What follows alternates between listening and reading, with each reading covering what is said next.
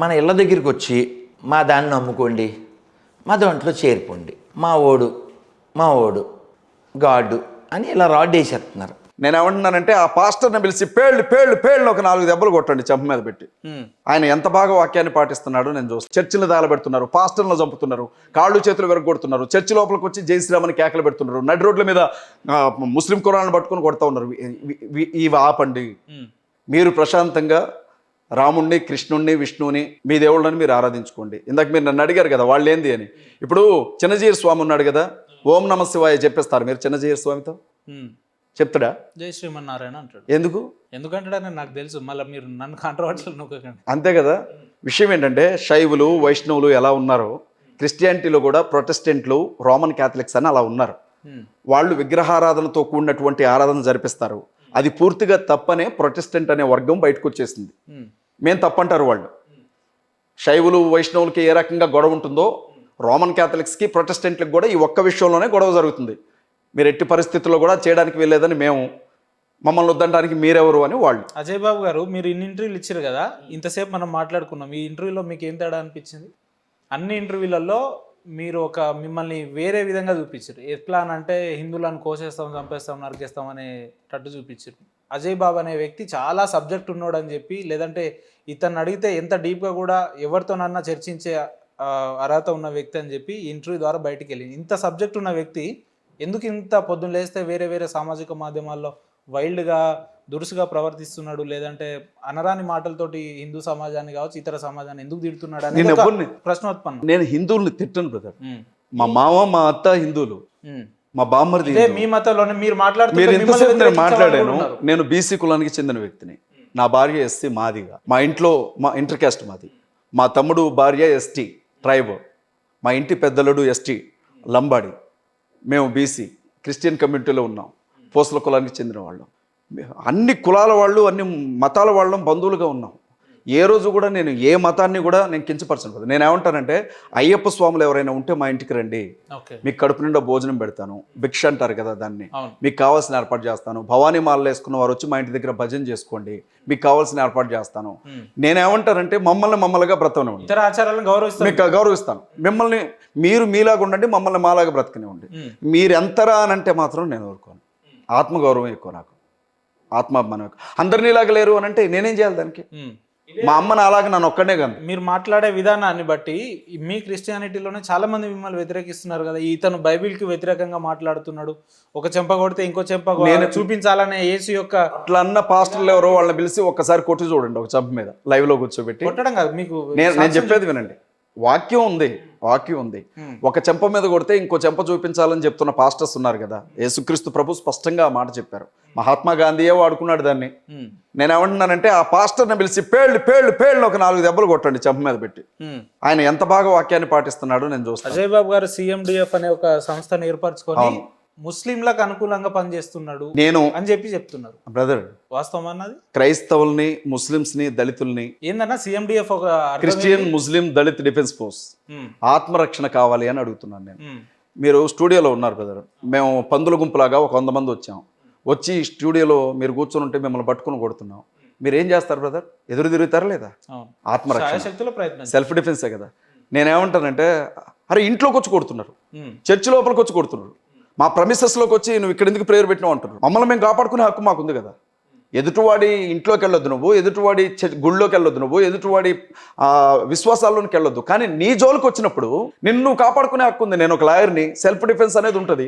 అది చెప్పాలి కదా. మరి క్రైస్తవులకి సెల్ఫ్ డిఫెన్స్ ఉంది, ముస్లింలకు ఉంది, దళితులకు ఉంది. ఈ మహానుభావులు తీసేస్తే తప్ప మనం దానికి ఏం చెప్పలేము మనం. ఇదే క్రిస్టియానిటీలో ఒక పాస్టర్ గానే పిలువబడే ఒక పెద్ద వ్యక్తి అజయ్ బాబు అనే వ్యక్తి, ఆయన పాస్టర్ కాదు, ఫ్రాడ్ స్టార్ అని చెప్పి మాట్లాడి. సూపర్, ఆయన నేను గౌరవిస్తున్నాను. జాన్ పాల్ గారు అని మీకు ఐడియా ఉండే ఉంటుంది. మీరు ఎవరు? జాన్ పాల్ గారు కావచ్చు, లేకపోతే వినండి, అవసరం లేదు. నేను విన్నాను బ్రదర్, నేను విన్నాను. నా గురించి మీకు ఇంకా చెప్తాను, వినండి. ఆ వ్యక్తి ఎందుకు వినండి బ్రదర్. నా గురించి జాన్ పాల్ గారు మాట్లాడారు, ఆయన అభిప్రాయం అది. నా గురించి దాదాపు ఒక 10-15 మంది వీడియోస్ చేశారు. అజయ్ బాబు ఫ్రాడ్, మణిపూర్ సమయంలో కోట్ల రూపాయల డబ్బు మ్యానిపులేట్ చేసి మీరు చెప్పడం కదా, నేను చెప్తున్నాను కదా అని మాట్లాడారు. అయితే నేనేంటి అనేది నా కుటుంబానికి తెలుసు, నా సంఘానికి తెలుసు, దేవునికి తెలుసు. వారు ఏమంటారంటే వినండి, నన్ను చెప్పనివ్వండి. చిన్న పిల్లల్లాగా వాళ్ళ మీద వీళ్ళ మీద పిత్రులు చెప్పుకోవడం నాకు ఇష్టం ఉండదు. నేను ఆ పని చేయను. ఐ లవ్ జాన్ పాల్ గారిని నేను ఇష్టపడతారా మీరు? చాలా ఇష్టపడతాను. ఇష్టపడతారా? అతను మాట్లాడే పద్ధతి మాట్లాడతారా ఆయనతోటి మీరు? అతను మాట్లాడే ఎప్పుడన్నా పద్ధతి మాట్లాడతారా? వినండి brother. మాట్లాడతారా? లేదు, వినండి మాట్లాడతారా? మాట్లాడతాను, నిరభ్యంతరంగా మాట్లాడతాను. ఒక్కసారి. వినండి, నన్ను ఒక మాట చెప్పనివ్వండి. జాన్ పాల్ గారు బైబిల్ గురించి వివరించే విధానం కావచ్చు, డిబేట్లో ఆయన ప్రదర్శించే హుందాతనం కావచ్చు, నాకు చాలా నచ్చుతుంది. ఆ యాక్టివిటీ నాకు తెలియని చాలా విషయాలు జాన్ పాల్ గారు చెప్తా ఉంటారు. జాన్ పాల్ గారి మీద నాకున్న అభిప్రాయం అది. ఇక ఆయన అంటే ఇప్పుడు ఎట్లా అంటే ఎట్లుంటది పరిచయం, పరస్పర అసలు పరిచయాలు వ్యక్తిగత పరిచయం కూడా లేదు బ్రదర్. ఒక్కసారి కూడా మేము ఫోన్ కాల్లో మాట్లాడుకోలేదు. ఒక్కసారి కూడా మాట్లాడలేదు. ఒకవేళ అంతకుముందు జాన్ పాల్ గారు నా మీద స్పందించడానికి ముందే ఇంకొంతమంది ఒక 10-15 మంది ఏకంగా 1 month నా మీద వీడియోస్ చేశారు. చేసినప్పుడు కూడా నేను ఒక్కసారి వ్యక్తి మీ వినండి మీద వినండి ఎందుకు brother. ఇంత నెగటివిటీగా మాట్లాడాల్సి వచ్చింది? అంత పెద్ద ప్రేమతో నేనంటే negative గా అభిమానం, మాట్లాడతారా? ప్రేమ ఇంకంతే అనుకుంటాను నేను. ఆ. నా గురించి మాట్లాడాలనిపించుంటుంది అన్న, ఆయన మనసుకి. క్వశ్చన్ అడిగింది, ఇంకేం అడిగింది అంటే ఒకనొక నన్ను సందర్భంలో నన్ను కంప్లీట్ చేయని ఆయన వీడియో నన్ను కంప్లీట్ చేయని అయ్యో ప్లీజ్.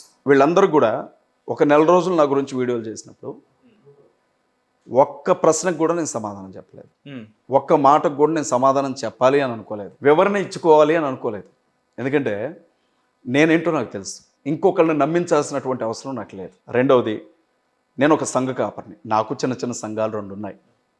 నేను ఒక ఫ్యామిలీ మ్యాన్ని. నాకు భార్య పిల్లలు ఉన్నారు. ఎవరి గురించన్నా ఒక మాట అన్నప్పుడు బైబిల్లో ఒక మాట ఉంటుంది, ఆ మాట చెప్తాను. నన్ను ఆపింది ఏంటంటే, నీ కంట్లో దూలం ఉంచుకొని ఎదుటివాని కంట్లో నలుసు తీయాలని ప్రయత్నించుకో అని చెబుతుంది. నేను మనిషినే కదా, తెలుసో తెలియకో ఏదో ఒక తప్పు చేస్తుంటాను ఖచ్చితంగా. ఏదో ఒక తప్పు ఉండుంటుంది నా జీవితంలో కూడా. అలాంటిది ఏదైనా వాళ్ళకి నచ్చుండకపోవచ్చు. అజయ్ బాబు కరెక్ట్ కాదు ఈ విషయంలో అంటే తన మతాన్ని అడ్డు పెట్టుకొని వేల కోట్లకు పడగలెత్తిండు అజయ్ బాబు ఇన్ ద స్పాన్ ఆఫ్ ఎంత షార్ట్ పీరియడ్ లో అని చెప్పి చెప్తుంటారు. అది ఎట్లా సాధ్యమైంది? బ్రదర్, నా అకౌంట్స్ మొత్తం మీకు ఇస్తాను ఇక్కడ కూర్చొని. చెక్ చేస్తారా? నా అకౌంట్స్ ఒకసారి చెక్ చేయండి. బ్యాంక్ అకౌంట్స్ ఇస్తాను. వినండి జాన్ పాల్ గారు ఏమంటారు బ్రదర్, ఆయన అన్నది నాకు అర్థమైంది. టైం ఒక రోజు వినండి బ్రదర్, చిన్న రేకుల షెడ్ కింద వినండి బ్రదర్. వ్యక్తి 4 months తర్వాత ఒక ఇంటర్వ్యూలో నా దగ్గర కోట్లు ఉన్నాయని అన్నాడు. ఎట్లా సాధ్యమైంది అంటాడు. ఇప్పుడు రెడ్ టీవీ ఇంటర్వ్యూలోనే జరిగింది అది. రెడ్ టీవీ ఇంటర్వ్యూలో ఆ ప్రశ్న అడిగినప్పుడు నేను ఛానల్ కదా అది. సమాధానం చెప్పాను. నాకు తేజ అంటే ఇష్టం బ్రదర్. ఓకే, మనిషిని ఇష్టపడతాను నేను. ఇప్పుడు మీరు మాట్లాడారు కదా, మిమ్మల్ని చూడగానే నేను చెప్పాను కదా, సినిమా హీరో మహేష్ బాబు లాగా ఉన్నారు, మీకెందుకు ఆ మేకప్ మీకెందుకు బ్రదర్ అని చెప్పాను. నేను కష్టాలన్నీ కూడా జనాల ముందు చెప్పుకొని ఏడ్చే రకం కాదు బ్రదర్. మీకేంటి అని అంటే నాకేం తక్కువ బ్రదర్ అంటాను. మీరు చెప్పుకుంటారా? మీ వెనక ఎన్ని కష్టాలైనా ఉండొచ్చు, కొన్ని కోట్ల మంది లక్షల మంది ఈ డొమైన్లో అందరూ చూసేటప్పుడు నాకేంటి బ్రదర్ అని అంటావా? లేకపోతే నేను ఒక 10,000 అప్పు తెచ్చుకున్నాను బ్రదర్, ఒక 20,000 వడ్డీకి తెచ్చుకున్నాను బ్రదర్, ఆ ఈఎంఐ కడుతున్నాను బ్రదర్ అని చెప్తావా? నేను ఆ ఉద్దేశంతో చెప్పాను. ఆయనకి అలా అర్థమైంది. ఆయన మిస్అండర్స్టాండింగ్ అంతే. జాన్ పాల్ గారిది ఏ తప్పు లేదు ఆ విషయంలో. మిస్అండర్స్టాండింగ్ చేసుకొని నా గురించి ఆయన మాట్లాడారు. రెండవది, బైబిల్ వాక్యం ఒకటి నేను బలంగా నమ్ముతాను. ఏంటంటే, ఈ భూమి మీద తప్పు లేనివాడు కానీ పాపం లేనివాడు కానీ ఎవడు లేడు బ్రదర్. నాకంటే నీతిమంతుడు జాన్ పాల్. నేను చెప్తున్నాను, జాన్ పాల్ గారు నాకంటే నీతిమంతుడు. నా మీద వీడియోలు చేసిన విజయ్ కుమార్ VKR గారు నాకంటే నీతిమంతుడు. జాన్ బాబు గారు నాకంటే నీతిమంతుడు. హనీ జాన్సన్ గారు నాకంటే నీతిమంతులు. వాళ్ళందరూ కూడా నాకంటే నీతిమంతులు. వాళ్ళతో పోల్చి చూసినప్పుడు నేను తక్కువ స్థాయిలోనే ఉంటాను. వాళ్ళు ఒక మాట అన్నారు నన్ను. బైబిల్ ఏముంటుంది అంటే, నీ కంట్లో దూలం ఉంచుకొని ఎదుటివాడి కంట్లో నలుసు తీకని అంటుంది. మీలో పాపం చేయని వాడెవడో ఒక రాయి వేయమని దేవుని వాక్యం చెప్తుంది. నేను నా జీవితంలో ఎన్నో తప్పులు ఉన్నాయి. నేను వాళ్ళ మీద రాయి ఎలా వేసాను? వాళ్ళకి సంబంధించినంత వరకు వాళ్ళు నీతిమంతులుగా అనిపించింది వాళ్ళకి. నన్ను అన్నారు, నేను పడ్డాను. నన్ను అన్నారు, నేను పడ్డాను బ్రదర్. దీని గురించి నేను ఏమైనా రచ్చ చేశాను? మీరు కూడా అనండి. నా క్రైస్తవులు బ్రదర్, మా క్రైస్తవులు యేసుక్రీస్తు రక్తంలో కడగబడిన వాళ్ళం, యేసుక్రీస్తు ప్రభువును బోధించేవాళ్ళం, ఆరాధించేవాళ్ళం. వాళ్లే కాదు, ఇంకెవరైనా అన్నేయండి, నన్ను క్రైస్తవుల జోలికి వెళ్ళను నేను. మాట కూడా అన్నాను నేను. అన్నేయండి, పడతాను నేను, ఓపిక నాకుంది బ్రదర్. 20 సంవత్సరాలు. ఒక్క నిమిషం చెప్పండి. అంటే మీరు మాత్రం చాలా పాజిటివ్ గా మాట్లాడారు, అక్కడే తెలిసిపోతుంది. ఇప్పుడు జగన్మోహన్ రెడ్డి గారి వైఎస్ఆర్ కాంగ్రెస్ పార్టీ విద్యార్థి విభాగానికి మొదటి రాష్ట్ర అధ్యక్షుడు నేను. వైఎస్ఆర్సీపీ స్టూడెంట్ వింగ్కి ఫస్ట్ ప్రెసిడెంట్ నేను.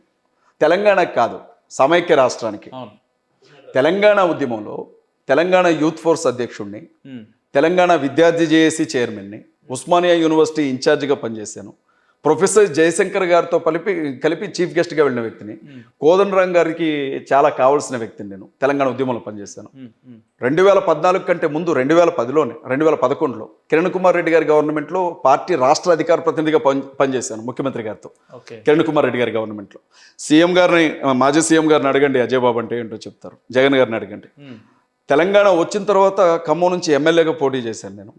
మొన్న లాస్ట్ ఎలక్షన్స్లో కూడా ఎంపీగా కంటెస్ట్ చేసినటువంటి వ్యక్తిని. ఫ్యామిలీ కంటూ నా కుటుంబం కొంత బలమైనటువంటి కుటుంబం, పొలిటికల్ బ్యాక్గ్రౌండ్ ఉంది. ఇన్ని ఉన్నప్పుడు ఉంటాయిగా బ్రదర్, నేనేంటంటే భరిస్తాను. చిల్లర వ్యక్తిత్వం ఉండదు నాకు. సబ్జెక్ట్ అన్యాయం జరుగుతుందంటే మాట్లాడతాను. ఇప్పుడు ఇంకా 100 అనండి మీరు నన్ను, ఇందులో చెప్పండి పెద్ద ఫ్రాడ్ గాడు వచ్చి కూర్చున్నాడు అని సంతోషంగా నవ్వుతాను నేను. అనండి మీరు, నా బ్యాంక్ అకౌంట్స్ ఇస్తాను, రండి ట్రాన్సాక్షన్ చూడండి, నేనే ఓపెన్గా ఇస్తాను మీకు. ఎందుకు విమర్శల్ని మీరంత పాజిటివ్గా తీసుకోవడం? మీరు నా మీద ఒక రాయి ఇస్తున్నారనుకోండి, నేను ఇల్లు కట్టుకుంటాను ఆ రాయి తీసుకొని, మళ్ళీ మీ మీద ఇంకో రాయి తీసుకొచ్చి ఆడగొట్టను. చాలా అద్భుతంగా మాట్లాడు. నేను వాళ్ళని చాలా ఇష్టపడతాను బ్రదర్. వాళ్ళకి కొంత ఏంటంటే నా మాట కొంచెం కటువుగా ఉంటుంది, మనస్సు వెన్నలాగా ఉంటుంది బ్రదర్. నేను అంత త్వరగా అర్థం కాను. నేను చాలా ఇబ్బంది పడ్డాం, నా భార్య నేను బాధపడ్డాం, ఏడ్చాం, ఎన్నో మాటలు పడ్డాం. అయినా ఏ రోజు అంత అవసరం ఏముంది మీకు అంటున్నా. అది నా క్యారెక్టర్ బ్రదర్. ఇప్పుడు అన్ని పుట్టుకతో వచ్చిన బుద్ధి బ్రదర్, పుట్టుకతో వచ్చిన బుద్ధి. దీన్ని ఎట్లా పోగొట్టుకోవాలి? ఎవరి కోసం మీ అంతిమ లక్ష్యం ఏంటి? నేను క్రైస్తవుల కోసం, ముస్లింల కోసం, దళితుల కోసం, హిందువుల కోసం, క్షమించండి బ్రాహ్మణుల కోసం, అందరి కోసం, అందరూ బాగుండాలని ఆలోచించే వ్యక్తిని. ఏ ఒక్కరిని టార్గెట్ చేయను. కానీ ఈ సొసైటీలో, ఈ శతాబ్దంలో కూడా అంబేద్కర్ కాలంలో చేసినట్లు చేస్తామనంటే మాత్రం నేను ఉండలేను బ్రదర్. నేను ఏమంటానంటే, ఒకవేళ నేను చేసేది తప్పు అనుకోండి, యేసుక్రీస్తు ప్రభు కాళ్ళే పట్టుకుంటాను. నాకు ఆయనే ఉన్నాడు కదా, ఎవరిని నడుకోవాలి క్షమాపణ? ఎట్లా పట్టుకుంటారు? ప్రార్థనా గదిలో కూర్చొని కాళ్ళు పట్టుకోగలను నేను. ప్రత్యక్షం అవుతాడు ఆయన భూమి మీద. నేను కాళ్ళు భూమి ఆయన పాదపీఠం అని ఉంటుంది బైబిల్. మీకు అర్థం కావాల్సిన విషయం ఏంటంటే, భూమి ఆయన పాదపీఠం, ఆకాశం ఆయన సింహాసనం, భూమి ఆయన పాదపీఠం అని ఉంటుంది బైబిల్. అంటే ఆయన లేని చోటు లేదన్న. అవును, భూమి మీద నువ్వు చేతులు పెట్టినప్పుడు దేవుని కాళ్ళని నీ చేతులు తాకుతాయని దేవుని వాక్యం చెప్తుంది. ఏడ్చుకుంటూ కూర్చుంటాను అక్కడే, చెప్తాను. నేను నీతిమంతుడని కలరింగించుకోవాల్సిన అవసరం నాకు లేదు బ్రదర్. ఎందుకంటే ఇప్పుడు నాకు ఫాలోయింగ్ అవసరంలా, 10 రూపాయలు సంపాదించుకోవాల్సిన కర్మ లేదు నాకు, ఎవడో దగ్గరికి వెళ్ళి ఏదో రెస్పెక్ట్ కోసం ఎదురు చూడాల్సిన అవసరం లేదు నాకు. ఒక్కటి బ్రదర్, నా మనసు ఏం చెప్తుందంటే, నాకు 2 పిల్లలు ఉన్నారు. 10 ఏళ్ళ తర్వాత పుట్టారు నా పిల్లలు. నేను వస్తుంటే ఏడుస్తుంది నా పెద్ద బిడ్డ, 5 సంవత్సరాలు, తనకి మహిళా దినోత్సవం రోజు పుట్టింది. నా బాబుకి 15 నెలలు. వాడు నా కాళ్ళు పట్టుకున్నాడు. వాడికి మాట్లాడడం కూడా రాదు, నా కాళ్ళు పట్టుకున్నాడు. చెప్తూ ఎమోషనల్ అయితే అట్లా కాదు. రేపు వాళ్ళు ఎట్లా బతుకుతారు? మేము వెళ్ళిపోతాం. నాకు 40 ఏళ్ళు బ్రదర్. మహా అయితే నాలాంటి వాడికి రక్తపోటు వచ్చే అవకాశం ఎక్కువ ఉంటుంది. ఇంకో 10 ఏళ్ళు బతికితే గొప్ప విషయం. నేను ఇంకో 20 ఏళ్ళు బతికినా నా పిల్లల అదృష్టం. చచ్చిపోకుండా ఉంటే ఓకే. ఒకవేళ చచ్చిపోయాను అనుకోండి, ఈ పిల్లలు ఎట్లా బ్రతకాలి ఈ సొసైటీలో? క్రైస్తవుల్ని, ముస్లిమ్స్ని వెళ్ళిపోవనంటే ఎక్కడికి వెళ్ళాలి? నా భార్య దళితురాలు బ్రదర్. దళిత వాడని నేను కళ్ళారా చూశాను, వాళ్ళు పడే బాధలు. మీరు అడుగుతున్నారు కొన్ని అట్లా ఏం లేదు బ్రదర్, మీకు అట్లా అనిపిస్తుంది అంతే. వాళ్ళు బాగుండ, ఫ్యూచర్ జనరేషన్స్ సమాజానికి ఒక క్రూరమైన వ్యక్తి లేక కనిపించే అజయ్ బాబు గారి వెనుక ఇంత గాఢమైన కన్నీతిగా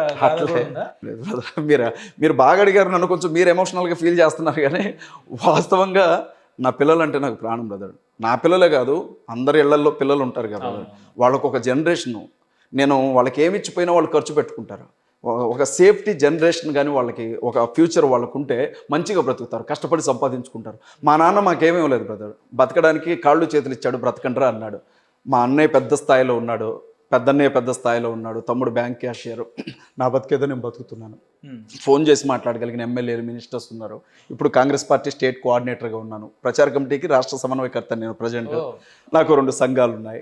లా చదువుకున్నాను, సొసైటీని చూశాను, నక్సల్ సిద్ధాంతాలను చూశాను, కమ్యూనిస్టులను చూశాను, బూర్జువా వ్యవస్థను చూశాను, కమ్యూనల్ వ్యవస్థను చూశాను. ఇన్ని చేశారు కదా, మీ జీవితంలో ఇంకా ఫుల్ఫిల్ కానీ అంశం ఏదైనా ఉందా అంటే ఏం చెప్తారన్న మీరు? అందరూ అన్నదమ్ముల్లాగా కలిసి బ్రతికితే ఏ గొడవ లేకుండా చూడాలని ఆశింది బ్రదర్ నాకు. ఇది మీ నోట వినడం అంటే మా హిందూస్కి చాలా సంతోషమైన విషయం ఇది. మా హిందూస్ అనొద్దు, మన హిందూస్ కనండి. నేను హిందూనే.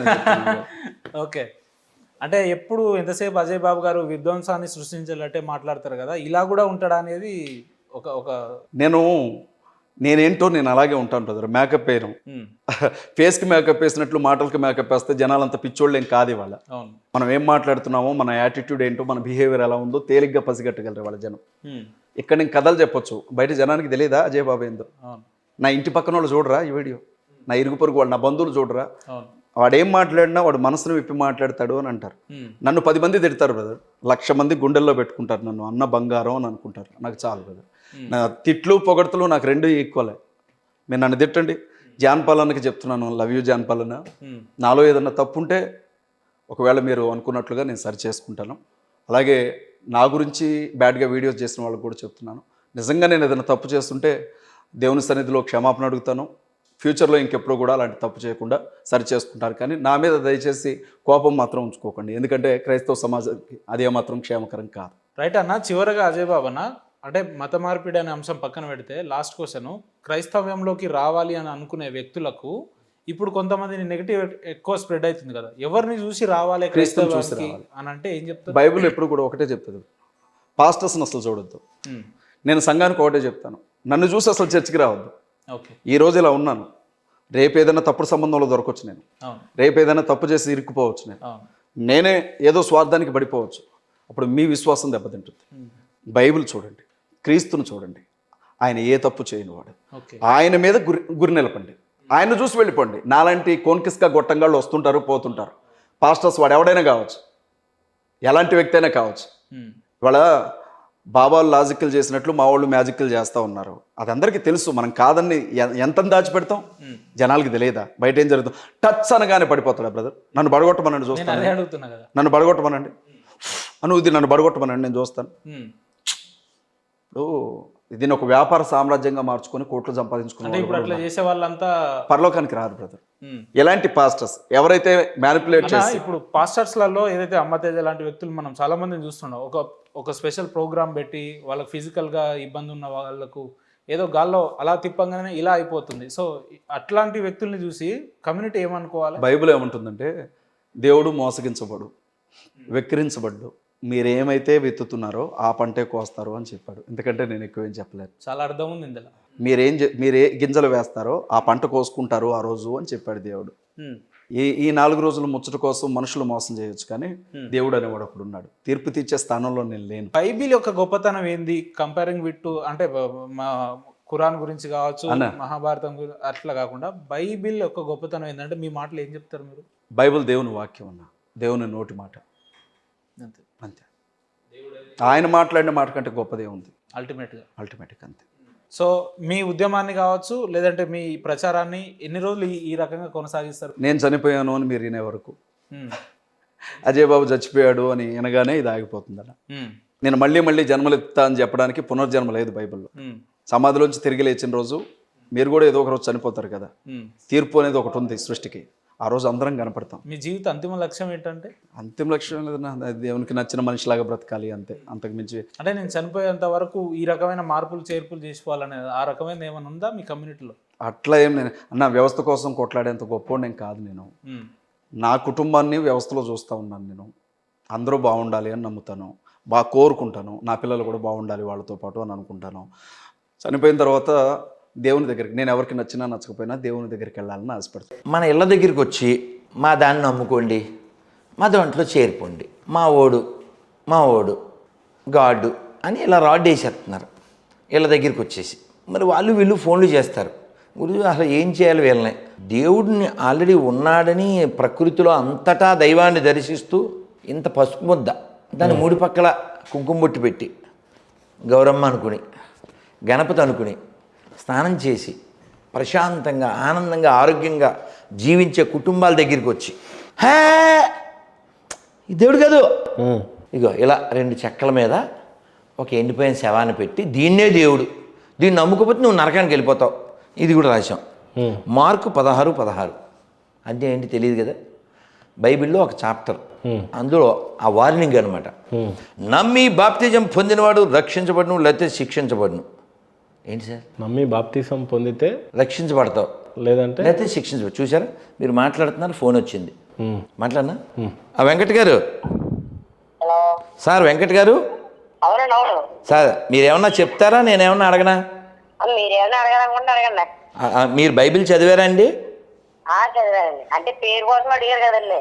పేరు మళ్ళీ మాట్లాడుకుందాం, మీరంతా ఎక్కడ వాళ్ళు పుట్టిన వాళ్ళే, దాని గురించి వద్దు. పేరు నాన్న, మీ నాన్నగారి పేరైనా, మీ నాన్నగారి పేరేంటి?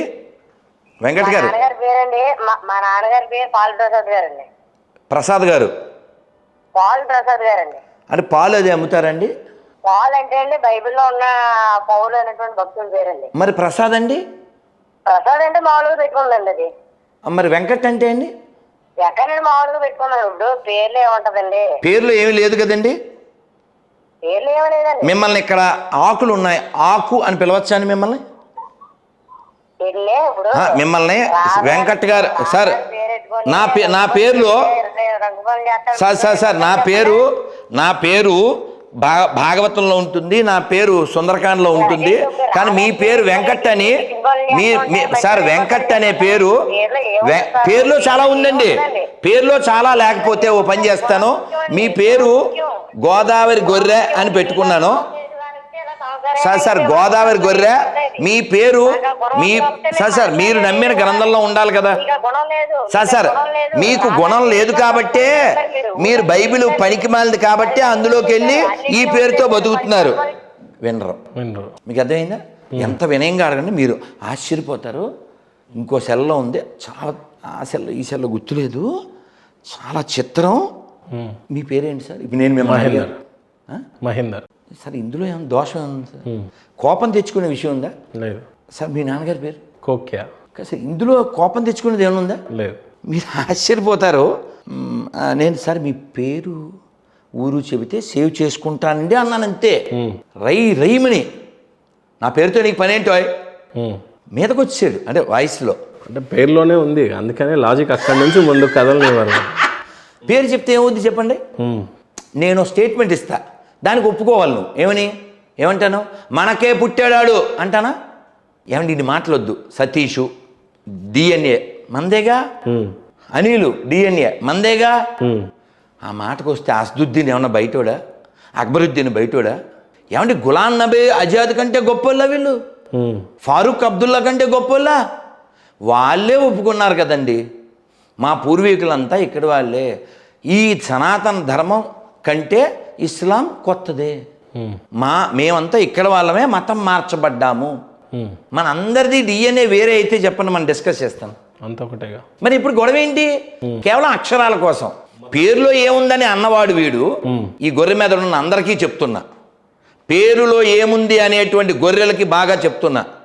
మీరు గమనించండి, కామెంట్లు పెడతారు కదా కింద, వాడి పేరు ఉండదు, యూజర్ అని పెడతాడు, జేఆర్డి అని పెడతాడు. జేఆర్డి అంటే జనార్దనం. పేరు చెప్పడం. ఎందుకు పేరు చెప్పడు? మతం మారిన వాళ్ళు ఏమి ఉండొచ్చు బేసిక్ ఎక్కువగా. ఏమంటే ఇప్పుడు నేను అలా ఒక అతన్ని కొన్ని ప్రశ్నలు వేసాక, బాబు ఇంత పిరికి బతుకు ఎందుకు, నీ పేరు చెప్పు అంటే, నాకేం భయం, నా పేరు లక్ష్మణ్, అప్పుడు మా అమ్మ నాన్నకి తెలియక పనికిమాలిన పేరు పెట్టారు అని కామెంట్ పెట్టాడు. ఉంది. మరి ఇప్పుడు ఆ పేరు లేకపోతే నీ బతుకు మెతుకు ఉంటుందా? ఉండదు. నీకు అడ్రస్సే లేనప్పుడు. పోనీ వాళ్ళ పాయింట్ ఆఫ్ వ్యూలో మాట్లాడదాం.